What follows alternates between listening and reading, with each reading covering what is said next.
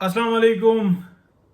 जो सूरत हाल है बड़ी इंटरेस्टिंग है जी। अब मैं जो शेर का जो दूसरा जुमला है ना, मैं उससे बात शुरू करता हूँ। पहला आपने खुद ढूंढ लेना, मिल गया तो तब भी ठीक है, नहीं मिला तो आप खुद कुछ ना कुछ जोड़ लेना। कि जी खैरात लगी बटने, तो खैरात समझ गए होंगे आप। चार जज एडहॉक जो है ना, उनको लाने का जो एक प्रोग्राम बनाया गया, और ये अब बात अब की नहीं है, ये तकरीबन कोई महीना डेढ़ पहले से ये बातें अंदर खाने चल रही थी। और उसका मकसद ये था कि जो एक एक्स्ट्रा ऑर्डनरी जो केस है ना, जो सुप्रीम कोर्ट में, हाई कोर्ट्स में, उसका तदारक किया जाए, specially supreme court of Pakistan में। तो उनके लिए जजेस का बहुत ज़रूरी था। दूसरी बात यह है कि सुप्रीम कोर्ट ऑफ पाकिस्तान के अंदर ना एक मसला बना हुआ है, ये बड़ा इंपॉर्टेंट मैं बताने लगा हूँ नुक्ता। ये ना सहाफ़ी बताएंगे आपको और ना कोर्ट के जो उनसा ना आपको अमला बताएगा। Supreme court of Pakistan, Pakistan की आर्मी इस्टेब्लिशमेंट और पाकिस्तान के जो कुछ इदारे या डिपार्टमेंट्स कह लो, वो ये कहते हैं कि हम ऑल इन ऑल हैं, हम खुद ही एक रियासत है। तो ये जो फंड्स है ना, यानी कि टिकट्स जो लगते हैं सुप्रीम कोर्ट ऑफ पाकिस्तान में, यानी कि जो कमाइयाँ हैं उसको हम खुद ही देख लेंगे, ऑडिट भी नहीं करवाएंगे। आर्मी ऑडिट जो उनसी है ना, उसकी भी बस बराए नाम ही ऑडिट होता है। और इसी तरीके से जो है ना, सुप्रीम कोर्ट ऑफ पाकिस्तान ने अपनी एक जो है ना स्टेट बनाई हुई है। वजीर आजम की औकात क्या है, खड़ा करो, मिनिस्टरों को गालियां देते हैं और कहते हैं कि हमारा तो एहतसाब भी नहीं हो सकता, हम तो खुदा को जवाब दें।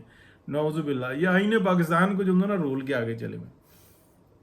तो अब ये जो सूरत हाल बनी है, उसके बाद ये जो खैरात बटने लगी है ना, इसका मतलब ये है कि कुछ ऐसा एक्स्ट्रा ऑर्डनरी प्रेशर आया है कि सबको महसूस हुआ है कि अब जो इंसान है, ये दाल जो है ये जूतियों में बटने वाली है। क्योंकि जो प्ले है ना, मैंने 1000 दफ़ा से ज़्यादा जो इंसान आप देखें तो ये बताया कि इमरान खान दो तरफ से इंस्ट्रक्शंस लेता है। एक इंटरनेशनल इस्टेब्लिशमेंट हमारी इस्टेब्लिशमेंट को कहती है कि ये काम करो, यानी कि इमरान खान को सपोर्ट करो, और हम आपको तहफ़्फ़ुज़ देंगे, यानी कि वो डरा के रखती है कि इसके अगेंस्ट कुछ नहीं करना। दूसरी तरफ इमरान खान के ससुरालियों के थ्रू, असल ससुराली जो उनसे है ना, जो सिक्का बंद ससुराली हैं जो लंदन में हैं, तो उनके थ्रू वो इंस्ट्रक्शंस आती हैं। वो किस रास्ते से आती हैं उसके बारे में शक व शुबात हैं, लेकिन ये है कि काफ़ी हद तक कुछ मालूमात हैं। तो क्या कहते हैं, वो जो है ना बताते हैं कि जनाब आप ऐसा एक्ट करो, आप ऐसा एक्ट करो, आप ऐसा एक्ट करो।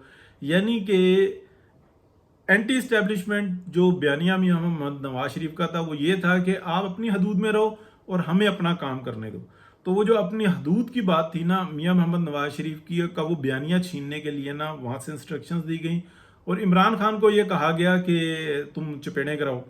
जब चपेड़ें कराई तो अब जो है ना कुत्तियाँ कुत्तियाँ हो गई, टका टोकरी हो गई। इंटेलिजेंस बता रही है कि जनाब अब वाहिद रास्ता ये है पाकिस्तान के अंदर इंतखाबात में और किसी भी जगह बनाने का, यानी कि मुआशरे में हिस्सा या अपना जगह बनाने का, ये है कि कौन इस्टेब्लिशमेंट को ज़्यादा बड़ी गाली देता है और ज़्यादा बड़ा प्रूव करता है। और जो इज्जत थी ना, वो जिल्लत के अंदर बदल गई है। एक बात। दूसरी बात यह है कि इन केस ऑफ के हमें मैदान में आना पड़े, आवा विच मैदान दे, यानी कि मार्शल लॉ या इमरजेंसी या कुछ, लोगों ने जूतियों से मारना और लोगों ने बहुत ही बुरे सलूक करना है। ये तमाम रिपोर्ट्स जो हैं उनके पास हैं। अब गए हैं फंस। अब वो ये कह रहे हैं कि यार हम सियासत में जाते हैं तो हमें मार पड़ती है, अब हम अपने कारोबार बचाते हैं तो हमें मार पड़ती है, अब हमें ये बंदा हमें टिकने नहीं दे रहा। ठीक है, हमने मियां मोहम्मद नवाज शरीफ का रास्ता रोका, उनके भाई को सामने खड़ा कर दिया और मियां मोहम्मद नवाज शरीफ के हाथों वो जुल्म करवाया इस कौम के ऊपर जो नहीं होना चाहिए था। और भाई को जो ना ये बता दिया कि तुम ही शहजादे हो, तो वो भाई की तो सुनता नहीं है। पाजी बस देखो मेरिया स्पीडा, पाजी कहते हैं तू पीछे हट जा, पाजी फिर देखो मेरिया स्पीडा, मैं सुबह 5 बजे गया से हूँ 4:30 बजे जाऊंगा, मैं 3:30 सोता सी, मैं हूँ 4 बजे सोवांगा। वो भाई तू 4 बजे जाएगा, 4 बजे सोएगा, किस टाइम में क्या करेगा? ऐसी सूरत हाल बनी हुई। तो ये जो जजेस वाला और ये जो पाबंदी लगाने वाला और ये सारा मामला है ना, और 8 जजेस को काबू करना, ये कुछ जुतियों में दाल बट रही है और खैरात बट रही है।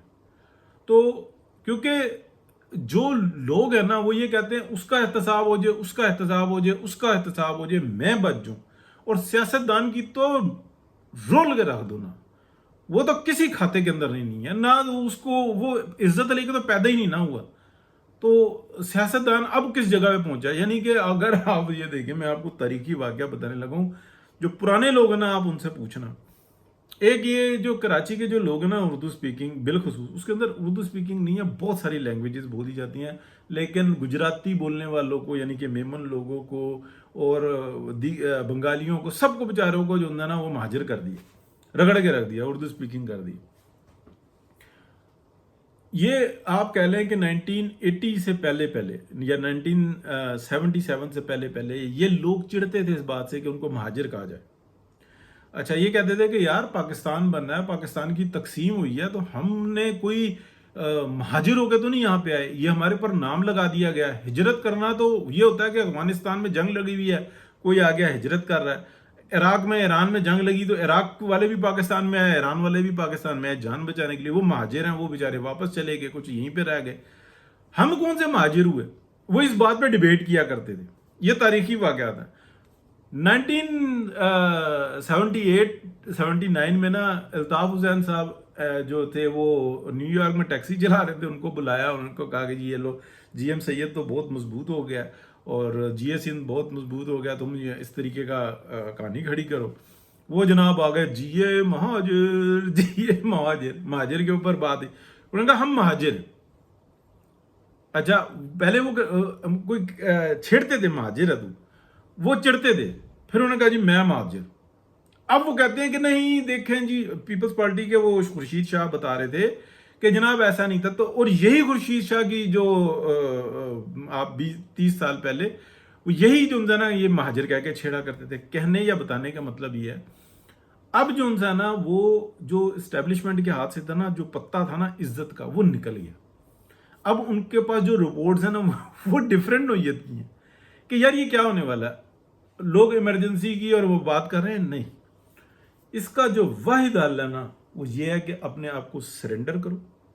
میاں محمد نواز شریف کی جو قائدانہ صلاحیت ہے نا اس وقت تک، کل ان کے پاس زندگی ہے نہیں ہے کچھ نہیں پتا، اس کو تسلیم کر لو اور بین پریس کانفرنس کر کے اکٹھے ہو گئے کہ ہم نے یہ کام کیے ہیں، یہ غلطیاں کی ہیں، ہم نے اس قوم کے اوپر یہ ظلم کیا اپنے ذاتی مفادات کے لیے، اور ہم کاروبار سے اور ہر چیز سے سرنڈر کر رہے ہیں.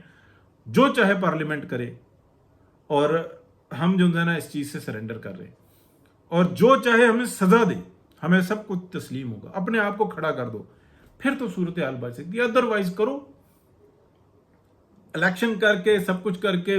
دیکھیں نا زرداری صاحب نے کیا گل کھلایا.